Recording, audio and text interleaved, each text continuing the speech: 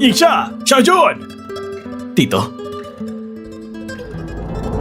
Kuya, Yingsha, kita ko ito kagabi mula sa bayan. Kunin mo na lang. Xiaojun, hindi ka nila sinusuportahan. Pero ako, sumusuporta ako sa'yo.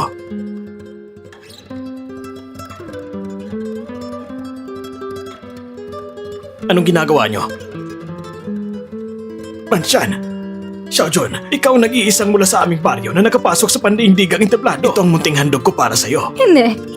Hindi ko pwedeng tanggapin. Ako rin, magbibigay ng 50 yuan. Xiaojun, huwag ang panghinaan ng loob. Kami ng tito mo, naniniwala na kaya mo to. Ito ang aming taos-pusong suporta. Xiaojun, nakikita mo ba? Lahat ng mga kabaryo mo ay sumusuporta sa'yo.